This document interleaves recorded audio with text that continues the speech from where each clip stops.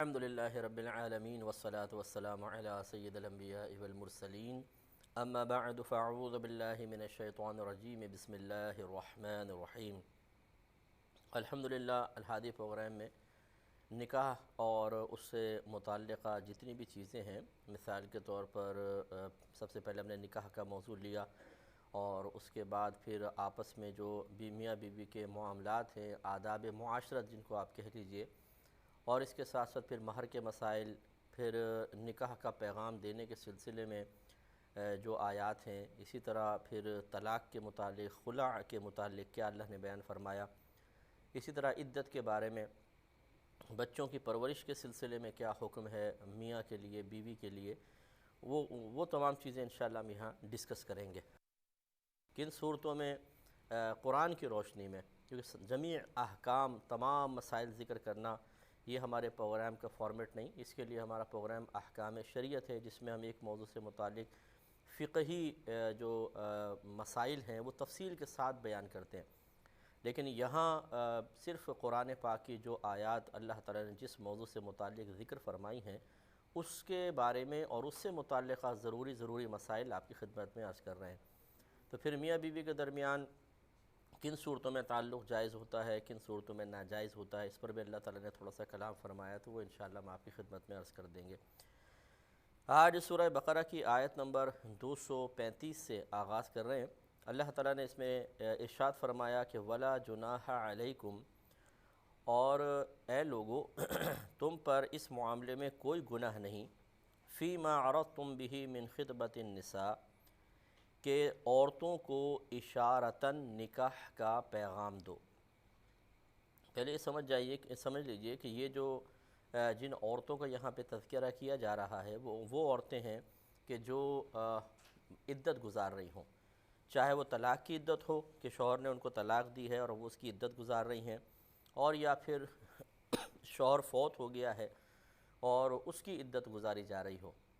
چنانچہ دوران عدت چونکہ عورت، جیسے مثال کے طور پہ طلاق وغیرہ ہے، اس میں اگر حیض والی عورت ہوتی ہے تو اس کو عدت کا حکم اس لیے دیا گیا تاکہ کلیئر ہو جائے کہ یہ سابقہ شوہر سے حاملہ نہیں ہے۔ اس کو اصطلاح میں کہتے ہیں، فقہی اصطلاح میں، کہ استبراء رحم، یعنی رحم کی براءت کو، رحم کے خالی ہونے کو طلب کرنا۔ تو یہ ایک ٹائم پیریڈ دیا گیا ہے تاکہ اس میں پتہ چل جائے کہ اگر سابقہ شوہر کا حمل ہے مثال کے طور پر،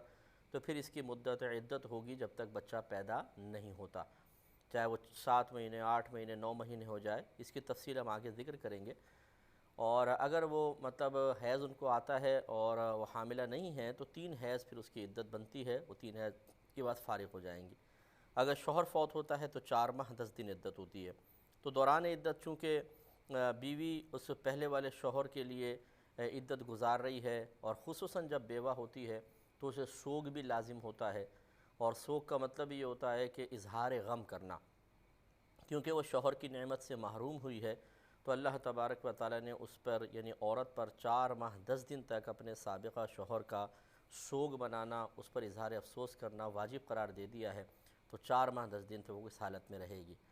اب ابھی کوئی عورت مطلقہ ہوئی ہے، ابھی کوئی بیوہ ہوئی ہے، اور کو صاحب فوراً ان کے سامنے صراحتاً نکاح کا پیغام لے کے چلے جائیں، اس کو شریعت نے ناپسند کیا ہے۔ تو اب اس کا حکم اللہ تعالیٰ نے بیان فرمایا کہ وَلَا جُنَاحَ عَلَيْكُمْ، اور اے لوگو جو اس طرح عدت گزارنے والی عورتوں کے بارے میں نکاح کے خواہش مند ہوں، تم پر کوئی حرج نہیں، کوئی گناہ نہیں، فِيمَا عَرَضْتُمْ بِهِ مِنْ خِطْبَةِ النِّسَاءِ، کہ تم اس قسم کی عورتوں کو اشارتاً نکاح کا پیغام دو، او اکننتم فی انفسکم، یا اپنے قلوب میں اس کا ارادہ چھپا کر رکھو، تو صرف ارادہ کرنا کوئی گناہ نہیں، اور اشارتاً پیغام دینا بھی گناہ نہیں۔ اس کی کیا صورت ہوگی وہ میں عرض کرتا ہوں۔ علم اللہ انکم ستذکرونہن، اور اللہ تعالیٰ جانتا ہے کہ عنقریب تم انہیں پیغام نکاح کے ذریعے یاد کرو گے۔ اللہ تعالیٰ جانتا ہے کہ عنقریب جب عدت گزر جائے گی تم صراحتاً نکاح کا پیغام بھی دو گے۔ وَلَكِنْ لَا تُوَاعِدُوهُنَّ سِرًّا، لیکن تم ان سے کوئی پوشیدہ وعدہ نہ کرو، إِلَّا أَن تَقُولُوا قَوْلًا مَعْرُوفًا، سوائے اس کے کہ ان سے اتنی ہی بات کہو جو شریعت کی جانب سے معلوم شدہ ہے۔ ولا تعزموا عقدۃ النکاح، اور نکاح کا پختہ ارادہ نہ کر لو، حتی یبلغ الکتاب اجلہ، یہاں تک کہ جب تک کہ عدت کا مقرر کردہ حکم اپنی انتہا تک نہ پہنچ جائے۔ وَاعْلَمُوا، اور خوب اچھی طرح جان لو، ان اللہ یعلم ما فی انفسکم، اللہ تعالیٰ بے شک جانتا ہے جو کچھ تمہارے قلوب میں ہے، جو کچھ تمہارے دلوں میں ہے۔ فاحذروہ، تو پس تم اس سے ڈرو۔ وَاعْلَمُوا، اور خوب اچھی طرح جان لو، ان اللہ غفور حلیم، کہ بے شک اللہ تعالیٰ بہت بخشنے والا اور حلیم ہے، بردبار ہے، حلم والا ہے۔ تو اس میں اب جیسے میں نے آپ کی خدمت میں عرض کیا کہ ایک عورت عدت گزار رہی ہے تو شریعت نے اس بات کو پسند نہیں کیا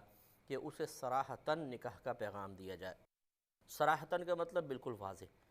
جیسے اپنے گھر کی عورتوں کو بھیج دینا اور وہ جا کر اس لڑکی سے براہ راست یا اس کے گھر والوں سے کہیں کہ بھئی ہم اپنی بیٹے کا نکاح آپ کی اس بچی کے ساتھ کرنا چاہتے ہیں۔ یہ چونکہ منع کر دیا اللہ تعالیٰ نے تو گناہ کی صورت بنے گی، یہ گناہ ہے اس طرح نکاح کا صراحتاً پیغام دینا۔ یا ڈائریکٹ مرد عورت کو صراحتاً پیغام دے دے اس طریقے سے کہ زبان سے کہہ دے سامنے جا کر، جیسے کزنز وغیرہ ہوتے ہیں، بعض اوقات کسی کزن کو طلاق ہو گئی یا وہ بیوہ ہو گئی، اب دوسرا جو ہے وہ پہنچ گئے جی گھر میں، آنا جانا ہے، باتیں ہوتی ہیں، لیکن اس قسم کا پیغام ابھی آپ صراحتاً یعنی یہ نکاح کا کہ آفرز کہہ لیجئے آپ اس کو، کہ آپ سامنے جا کر نہیں دے سکتے، گناہ گار ہوں گے۔ یا میسج کر دیا، یا پتہ ہے کہ وہ ای میل مطلب آج کل نیٹ یوز کر رہی ہے تو میل کر دیا، یا کسی کے ذریعے خط بھجوا دیا، آج کل تو خطوں کا رواج ختم ہو گیا، لیکن بالفرض لکھ کے بھجوا دیا کہ بھئی میری خواہش ہے کہ میں تمہارے ساتھ شادی کروں جب تمہاری عدت ختم ہو جائے، تو یہ سب صراحتاً پیغام کہلاتے ہیں اور یہ سب کے سب گناہ کی صورت ہے۔ اللہ تعالیٰ نے ارشاد فرمایا کہ اس پر کوئی گناہ نہیں کہ عورتوں کو اشارتاً نکاح کا پیغام دے دو۔ وہ اس طریقے سے اشارتاً اب ایسے کہ جیسے گھر کی عورتوں کو بھیج دیا، اب وہ ڈائریکٹ یہ نہیں کہہ رہے ہیں کہ ہم آپ کی بچی سے اپنے بیٹے کا نکاح کرنا چاہتے ہیں، بلکہ وہ جا کے جیسے عورتوں کا ہوتا ہے کہ جی ہم اپنے بچے کے لیے کوئی اچھی سی بچی ڈھونڈ رہے ہیں، آپ بھی دعا کریں کوئی اچھی بچی ہمیں مل جائے جو اس قسم کی ہو، تھوڑی پڑھی لکھی ہو، اچھے ذرا گھر بار سنبھالتی ہو، باادب بچی ہو، تو آپ بھی کوئی دیکھیے گا ذرا۔ تو بس لڑکی والوں کو اتنا کہہ دینا ہی کافی ہوتا ہے، وہ اشارہ ماشاءاللہ عورتیں ایک دوسرے کا اچھی طرح سے اشارہ سمجھ جاتی ہیں، یوں اشارتاً پیغام دے دیا جائے۔ یا پھر اگر بالفرض کزنز گھر میں آتے جاتے ہیں تو پردے میں رہتے ہوئے کسی نے یوں اس طرح کہہ دیا کہ میں شادی کرنا چاہتا ہوں کسی ایسی عورت سے جس میں ایسے ایسے اوصاف ہوں، بس اس کو نہیں کہہ رہا، کسی سے بات کر لے یا تنہائی میں ایسے بیٹھ کے تھوڑا سا بلند آواز سے اپنے آپ سے جیسے گفتگو کر رہا ہو اور وہ اس کو سن جائے، تو یہ ہے کہ اشارتاً پیغام، اور سمجھدار بچی ہے تو وہ سمجھ جائے گی کہ میرے متعلق ہی کہہ رہے ہیں، تو وہ کوئی فیصلہ کر لے گی دوران عدت، اگر یس کرنا ہے یا نو کرنا ہے، تو اس طرح اشارتاً پیغام دینے میں کوئی حرج نہیں۔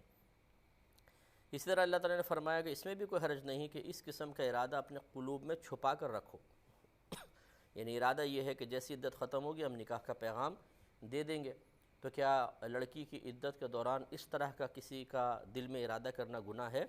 تو فرمایا کہ اس میں بھی کوئی حرج نہیں، گناہ نہیں ہے۔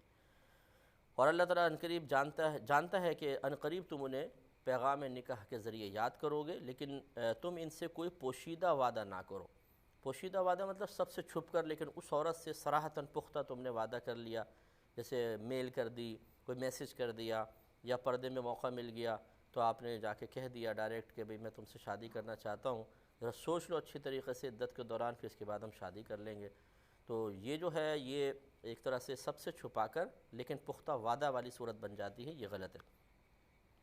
سوائے اس کے کہ ان سے اتنی ہی بات کہو جو شریعت کی جانب سے معلوم شدہ ہے، اور وہ شریعت کی جانب سے معلوم شدہ یہی ہے کہ آپ اشارتاً پیغام دیں، صراحتاً واضح الفاظ میں کھل کر پیغام نہ دیں، اور نکاح کا پختہ ارادہ نہ کر لو۔ تو ایک تو ہے پیغام نکاح، اور ایک ہے پختہ ارادہ۔ پختہ ارادہ کیا ہے؟ تیاریاں شروع کر دیں، صراحتاً پہلے پیغام ہو، یس آ جائے، پھر تیاری وغیرہ شروع کیا جائے، یہ گویا کہ پختہ ارادے کی صورتیں بن جاتی ہیں۔ تو اللہ تعالیٰ نے فرمایا کہ نہ کرو جب تک کہ عدت کا مقرر کردہ حکم اپنی انتہا تک نہ پہنچ جائے،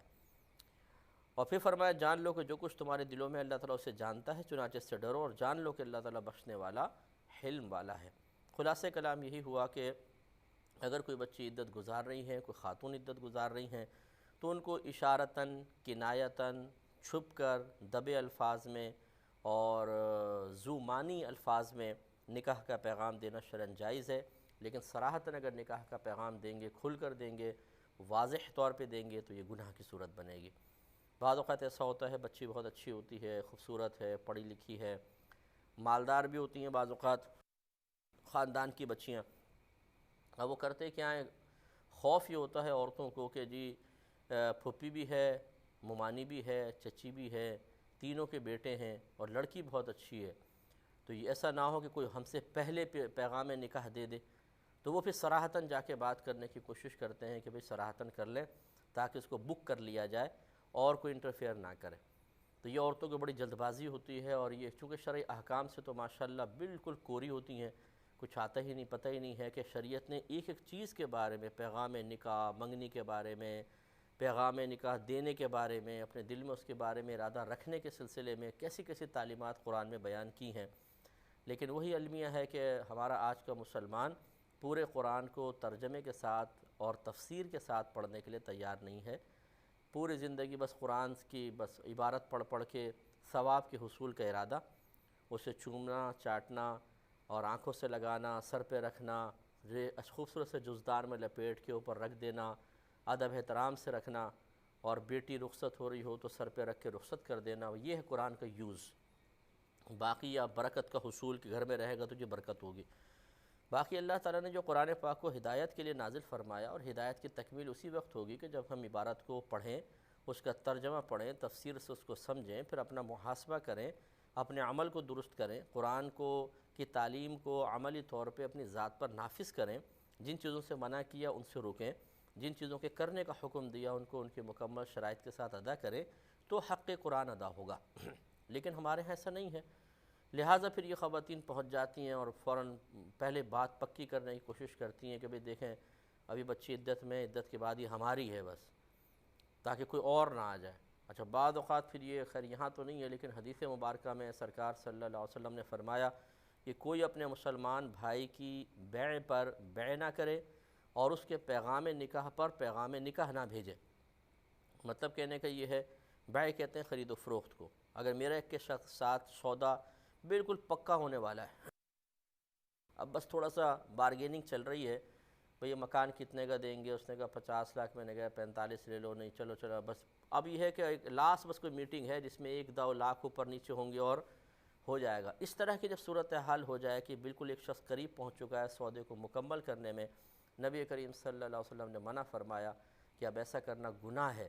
کہ آپ جا کے ایک تھوڑی سی بڑی آفر دے کے سودا اس کا خراب کرا دیں اور خود مکان خرید لیں، گناہ گار ہوں گے۔ مکان شاید مل جائے، اچھا مل جائے، لیکن ایسا مکان کہ جس کے بعد انسان مسلسل گناہ گار ہو اور اس کے ضمیر پہ ایک بوجھ آ جائے، بوجھ اسی کے آئے گا جس کو تھوڑا بہت شرعی مسئلہ معلوم ہو، ورنہ پتہ ہی نہیں ہوتا کہ کیا ہم نے خطا کی ہے، یہ غلط ہے۔ اسی طریقے سے اگر کسی نے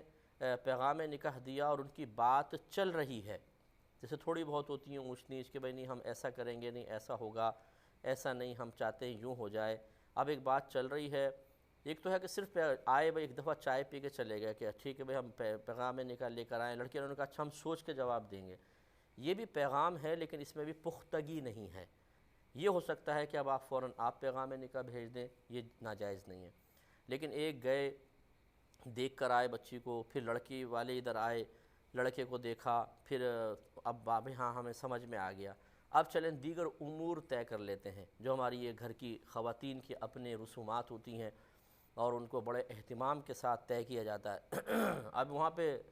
رسومات کا معاملہ، لین دین کا معاملہ طے ہو رہا ہے، یہاں پہنچ گئے ایک اور صاحب کہ جی ہمارا پیغام نکاح، اور زیادہ مطلب کچھ لالچ دے کر یا کسی بھی طریقے سے زیادہ فائدوں کا یقین دلا کر چاہتے ہیں کہ وہ نکاح ہمارے ساتھ ہو جائے، تو یہ گناہ کی صورت ہوتی ہے۔ تو اس لیے ہماری بہنیں تھوڑا سا توجہ فرمائیں جو اس قسم کے کاموں میں انوالو ہیں، ہو چکی ہیں کہ ایک طرف کسی کی بات پکی ہو رہی ہے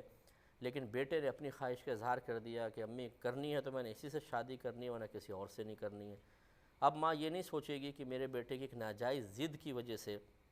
میں خلاف شرع کام کر رہی ہوں، گناہ کر رہی ہوں، ایسی ضد پوری کرنے کا کیا فائدہ ہے جس سے اللہ تبارک و تعالیٰ اس کے رسول کریم صلی اللہ علیہ وسلم ناراض ہو جائیں۔ اور ایسے ضد کرنے والے کو بیچارے کو شعور ہی نہیں ہوتا کہ میں اپنی ماں کو گناہ کی طرف دھکیل رہا ہوں، اپنی بہنوں کو گناہ کی طرف دھکیل رہا ہوں، یہ ہو سکتا ہے کہ قابل گرفت ہو کر جہنم کا ایندھن بن جائے، لیکن کوئی پرواہ نہیں ہے، میری خواہش پوری ہونی چاہیے، میری ضد پوری ہونی چاہیے۔ اور وہ ضد بھی کیا ہوگی، بس شادی ہوگی تو کچھ عرصے بعد ہی شوق ذوق سب ختم ہو جائے گا، پھر وہی جھگڑے کر رہا ہوگا، وہ لڑائی ہو رہی ہوگی۔ دوسرے سے ہم چیز کو چھیننا چاہتے ہیں، دوسرے کے پاس کسی نعمت کے پہنچنے کو ہم پسند نہیں کرتے ہیں۔ یہ سارا پھڈا لڑائی جھگڑا اکثر اسی قسم کا ہوتا ہے، اور اس کو ہم شدت محبت کا نام دے دیتے ہیں کہ نہیں جی مجھے فلاں سے بہت شدید محبت ہے اس لیے میں پسند نہیں کر رہا ہوں۔ تو یہ کہاں شریعت نے کہاں اس کی اجازت دی ہے کہ اگر آپ کا دل کسی کی طرف بہت زیادہ میلان ہو گیا تو آپ خلاف شرع کام کرنا شروع کر دیں؟ اگر آپ کا دل مائل ہو رہا ہے تو کسی اور کا دل بھی تو مائل ہو رہا ہے جس نے آپ سے پہلے پیغام نکاح دیا ہے، تو آپ کے قلب کی خواہش کو پورا کرنا اتنا زیادہ اہم کیسے ہو گیا کہ اس کی خواہش کو رد کر دیا جائے؟ وہ رنجیدہ ہو، غم زدہ ہوں، ان کے سارے منصوبے دھرے کے دھرے رہ جائیں، ان کی تیاریاں خراب ہو جائیں، لیکن آپ کی خواہش پوری ہونی چاہیے۔ بھئی کیوں؟ آپ نے ایسا کون سا کارنامہ کیا ہے؟ لیکن وہی بات ہے کہ بس ضد ہوتی ہے، اور اس طرح غلط طریقے سے پیغام نکاح دیتے ہیں اور گناہگار ہوتے ہیں۔ اور یہ ہم نے اکثر یہ دیکھا ہے کہ جو خوشی کسی کو رنج دے کر، غم دے کر، دکھ دے کر، تکلیف دے کر، اذیت دے کر حاصل کی جائے، اس میں سکون نہیں ہوتا، اس میں ہمیشگی نہیں ہوتی، اس میں دوام و استمرار نہیں ہوتا۔ کچھ عرصے بعد دیکھیں گے گھر میں جھگڑے، لڑائیاں، فساد، ایک دوسرے سے نفرتیں، اور اس طرح معاملات چلنا شروع ہو جائیں گے۔ یہ جو اکثر معذرت کے ساتھ میں یہ بات عرض کر رہا ہوں کہ اکثر جو ہیں لڑکے لڑکیاں از خود نکاح کر لیتے ہیں اور ماں باپ کی سنتے نہیں ہیں، پرواہ نہیں کرتے ہیں، خصوصاً جب یہ معاملہ لڑکیوں کی طرف سے ہوتا ہے تو اور زیادہ یہ ماں باپ کے لیے شرمندگی اور ندامت کا سبب بنتا ہے۔ ان بیچاروں کے بعد وقت سر شرم سے جھک جاتے ہیں کہ لڑکی از خود جا کر کورٹ میں نکاح کر لیتی ہے اور پیغام پہنچا دیتے ہیں جی میں تو نکاح کر لیا۔ اس طرح اپنی تو وہ خواہش پوری کر لیتی ہے، لیکن یہ نہیں سوچتی کہ یہ ہمارا مسلم معاشرہ ہے، یہ ہمارا پاکستان کا معاشرہ ہے، لیکن ہم مسلمان ہیں۔ اب اس کی وجہ سے پھر ماں باپ کو کتنے طعنے ملتے ہیں، کتنا ان کی دل آزاریاں ہوتی ہیں، تو کیا اس کو وبال نہیں پڑے گا؟ اس پہ ہم انشاءاللہ مزید کلام کریں گے نیکسٹ پروگرام میں۔ وآخر دعوانا ان الحمدللہ رب